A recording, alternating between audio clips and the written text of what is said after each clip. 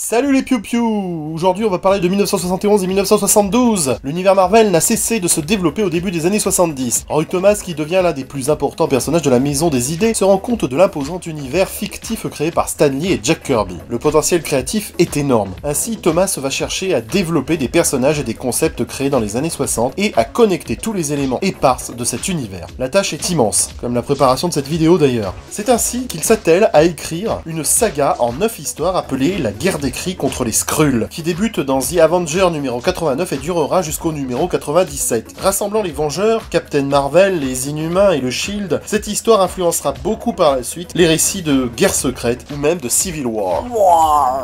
Les super-héros continuent leur fabuleuse épopée dans leurs revues respectives, tandis que de nouveaux apparaissent. Le Faucon, le premier super-héros afro-américain de Marvel, accède enfin à la notoriété et le haut de l'affiche lorsque la revue Captain America devient Captain America and the Falcon dans le numéro 134, et cela va durer jusqu'au numéro 222 en juin 1978. Hulk, notre géant vert favori, se balade d'univers en univers, passant de l'espace infini dans The Hulk numéro 137 à l'espace microscopique dans The Incredible Hulk numéro 140. Un Hulk qui va intégrer en décembre 1971 le groupe des Défenseurs dans Marvel Feather numéro 1. Né de l'idée de Roy Thomas, ce groupe rassemble Hulk, Namor, Doctor Strange et le Surfeur d'Argent au départ. Pendant qu'on y est avec Namor, évoquons le dramatique épisode de Submariner numéro 36 en avril 1971, dans lequel, après avoir épousé sa bien-aimée Lady Dorma, Namor a la douleur de ne pas pouvoir empêcher l'assassinat de la dite Lady Dorma par l'infâme Lyra. Et hop, l'enchaînement est tout à fait trouvé pour parler de quelques vilains très en forme, à l'image du Docteur Fatalis et de Crâne Rouge qui se mettent sur la tronche dans Astonishing Tales numéro 4, et 5 d'ailleurs quand j'y pense.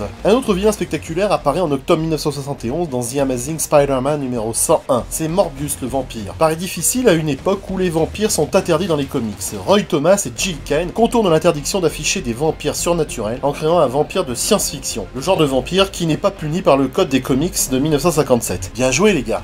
Parlons-en de la censure. Pour faire dans le pénible, on peut dire que le Congrès américain a bien pris la tête à tout le monde. Pour résumer la situation, je répéterai la magnifique maxime d'Émile Zola, qui, à l'aurore de sa mort, avait déclaré, entre deux bouffées de monoxyde de carbone, Bon sang, mais qu'est-ce que c'est étouffant! Et Marvel va se retrouver confronté au problème en mai 1971 quand le département d'État américain de la santé, de l'éducation et de la sécurité sociale, c'est déjà pas pompeux comme titre, demande à Stan Lee d'utiliser ses comics pour alerter les jeunes lecteurs sur les dangers de la drogue et ses addictions. Le Comic Code Authority, un organe de l'industrie des comics, avait mis en place dans les années 50 un système d'autocensure dans lequel la drogue, la nudité et l'horreur étaient interdits. C'est aussi aberrant que les 35 heures quand on y pense. Stan Lee décide de publier courageusement une histoire dénonçant la drogue dans The Amazing Spider-Man numéro 96. Ah, la drogue, c'est pas bien!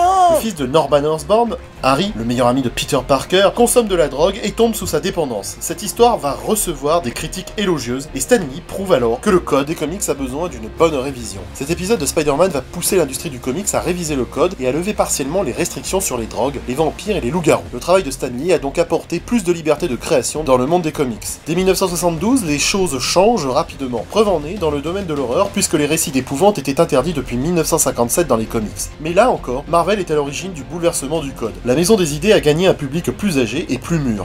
Le code change et Marvel s'aventure dans l'horreur. Roy Thomas crée une série appelée I, Werewolf en février 1972. Stan Lee rebaptit ce projet Werewolf by Night. C'est la naissance de Jack Russell, le loup-garou de Marvel. Et cela dans Marvel Spotlight numéro 2. Un loup-garou qui aura sa propre série en septembre 1972 dans Werewolf by Night numéro 1. La porte est ouverte à Dracula qui apparaît dans The Tomb of Dracula numéro 1 en avril 1972. Élaboré par Roy Thomas, Jerry Conway reprend la suite tandis que Jen Collan se charge des dessins. Puis ce sera au tour de Marv Wolfman d'écrire les aventures du comte Dracula à partir du numéro 7. En juillet 1972, Archie Goodwin et Jen Collan vont créer Rachel Van Helsing, la chasseuse de vampires, dans The Tomb of Dracula numéro 3. Une autre créature macabre apparaît en mai 1971 dans Savage Tale numéro 1, puis obtient sa propre série en octobre 1972 dans Adventure into Fear numéro 10. C'est la même chose. Attends, tu viens de parler de Savage Tale là? Bah oui, Savage Tale numéro 1 qui apparaît en mai 1971 est un magazine pour public adulte. C'est dans ce premier magazine que Conan le Barbare est enfin publié. Il sera suivi en juin 1971 du comics Kull the Conqueror numéro 1, adaptation du personnage de Robert Howard par Roy Thomas et Ross Andru. Et pendant que Marvel révolutionne par ses créations le monde du comics, les piliers de la maison fascinent toujours autant à l'image de Spider-Man qui apparaît dans une nouvelle série en mars 1972, Marvel Team Up numéro 1. Le concept est simple, Spidey fait équipe chaque fois avec un héros différent à chaque épisode, une série que nous avons pu voir dans Special Strange. Spider-Man rend également hommage à King Kong dans une version marvelienne publiée dans The Amazing Spider-Man numéro 103 en décembre 1971. Alors oui, je sais, à l'instar d'Émile Zola, qui jusqu'à l'aurore de sa mort n'a cessé d'accuser les autres, sans véritable projet de société, que de critiquer, on pourrait citer ses derniers mots pour qualifier cet Amazing Spider-Man. Il a dit... oui, certes, c'est un petit peu réducteur, mais d'un autre côté, c'est de l'Émile Zola. Daredevil n'est pas en reste puisqu'il débute sa torride collaboration avec la Veuve Noire dans Daredevil numéro 81 en novembre 1971. Il faut attendre octobre 1972 pour que le numéro 92 de Daredevil devienne officiellement Daredevil and the Black Widow. En mars 1972, dans Amazing Adventure numéro 11, le lecteur voit pour la première fois le fauve des X-Men changer d'apparence et arborer une fourrure épaisse qui en fera la peluche bleue la plus sympathique des élèves de Xavier. En parlant de mec un peu space, le Docteur Strange revient dans Marvel Première numéro 3 en juillet 1972. Relancé par son apparition dans Les Défenseurs, le Docteur Strange repart pour une série dessinée par Barry Windsor Smith. Les costauds ne sont pas en reste avec Luke Cage qui apparaît dans Luke Cage Hero for Hire numéro 1 en juin 1972. En ce début des années 70, l'Amérique croule sous les films aux héros afro-américains et Marvel saute sur l'occasion pour faire apparaître le Grand Luke.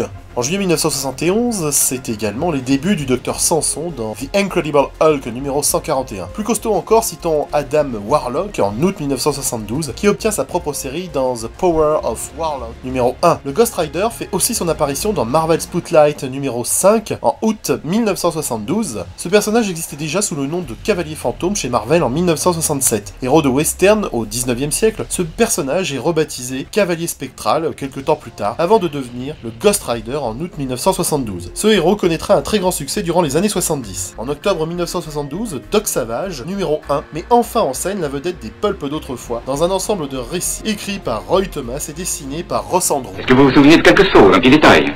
Bah non. Enfin, terminons avec le charme et l'élégance avec la création de la chatte dans The Claw of the Cat numéro 1. Victor Hugo l'avait d'ailleurs clairement annoncé. 1972 sera l'année de la chatte. Je vous laisse méditer un instant sur cette phrase. Cette série ne durera que 4 épisodes, mais la chatte deviendra plus tard Tigra.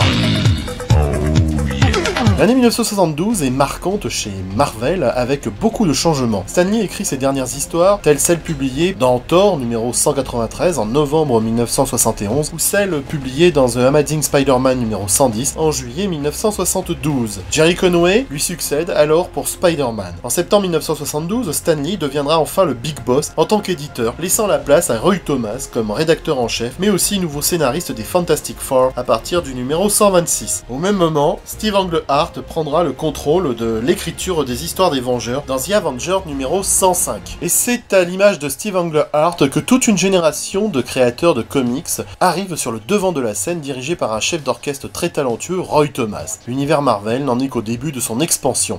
À bientôt les piou-piou. Allez, c'est l'heure d'un autre grand jeu pour tester vos connaissances marveliennes. Attention, aujourd'hui c'est pas facile. Top, c'est parti, créé par Bill Everett. Je suis une jeune adolescente pétillante, pas comme les filles d'aujourd'hui. Je suis la cousine d'Asura caractérielle et je montre le bout de ma frimousse salée en juin 1972 dans le 50e numéro d'un personnage important du monde Marvel. Je suis... Réponse dans la prochaine chronique marvelienne. Vous n'avez été que 3 à découvrir le nom du personnage mystère de la dernière vidéo. Il s'agissait bien sûr de Garrok, l'homme pétrifié. À bientôt les geeks.